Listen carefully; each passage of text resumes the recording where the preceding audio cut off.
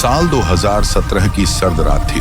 महाराष्ट्र के सतारा जिले से कुछ कॉलेज छात्र ट्रैकिंग ट्रिप से लौट रहे थे। बस में कुल 17 लोग थे, 15 छात्र, एक ड्राइवर और उनके साथ एक लेक्चरर रेणुका मैम। रात के 12:45 पर बस घने जंगल के बीच से गुजर रही थी। सब सो चुके थे सिवाय एक के अनिकेत खिड़की से बाहर झांक रहा था। काले पेड़ों के बीच बस की हेडलाइट की रोशनी जैसे कुछ अजीब सा दिखा रही थी, जैसे कोई सफेद साया दूर खड़ा हो। वो बार बार उसी पेड़ के पास दिखता और गायब हो जाता। ड्राइवर अंकल, यहां कोई खड़ा है, अनिकेत ने झट से कहा। ड्राइवर श्रीनिवास मामा ने हंसते हुए कहा, अरे बेटा, जंगल है, पेड़ पौधे हैं, तुझे सब कुछ भूत ही दिखेगा। रेणुका मैम ने भी कहा, सो जा अनिकेत, अब ज्यादा मत सोच। अनिकेत चुप हो गया, लेकिन तभी बस के नीचे कुछ धड़ाम की आवाज आई। बस झटके से रुक गई। क्या हुआ मामा? रेणुका मैम ने पूछा। शायद किसी जानवर से टकरा गए। ड्राइवर नीचे उतरा। जब सब बाहर आए तो सड़क पर एक काली परछाई लेटी थी, पर जब टॉर्च की रोशनी डाली वहां कुछ भी नहीं था। सिर्फ मिट्टी पर गीले पंजों के निशान थे जो बस के पीछे की ओर जा रहे थे। ड्राइवर ने बस स्टार्ट की और बोला, अब जल्दी निकलते हैं, यहां रुकना ठीक नहीं। बस फिर चल पड़ी, लेकिन कुछ ही देर बाद अनिकेत ने देखा वो फिर उसी मोड़ से गुजर रहे हैं। मामा, ये तो वही जगह है जहां बस रुकी थी। रेणुका मैम ने कहा, नहीं, ऐसा नहीं हो सकता।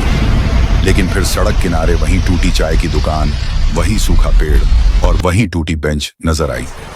अब सबकी रूह कांप गई। ड्राइवर ने पसीना पोंछते हुए कहा, मैं इस रास्ते को जानता हूं, पर बस बार बार यही घूम रही है। कहीं हम चकवा में तो नहीं फंस गए? रेणुका मैम बोली। चकवा?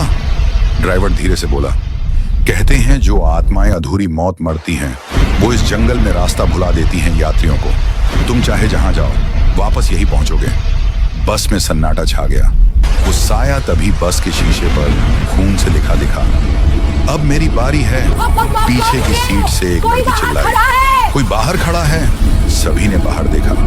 एक औरत पूरी सफेद साड़ी में, लंबे बाल में, धीरे धीरे बस के पास आ रही थी। ड्राइवर ने बस स्टार्ट की, पर इंजन बंद। लाइटें झिलमिलाने लगी और वो औरत अब बस की खिड़की के ठीक पास थी।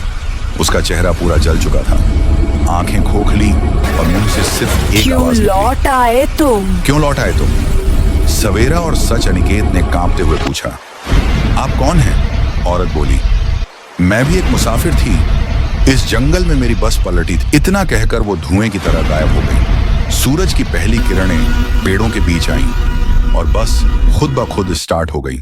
सभी डर के मारे चुप थे, लेकिन जब उन्होंने पीछे देखा तो सड़क के किनारे एक पुरानी बस खड़ी थी जिस पर लिखा था, सिंधु दुर्ग कॉलेज ट्रिप 1997। रेणुका मैम ने फुसफुसाया, ये तो हमारे कॉलेज का नाम है। कभी अगर आप भी रात के समय किसी सुनसान जंगल से गुजरें और रास्ता बार बार एक जैसा दिखे, तो शायद वो चकवा आपको बुला रहा हो।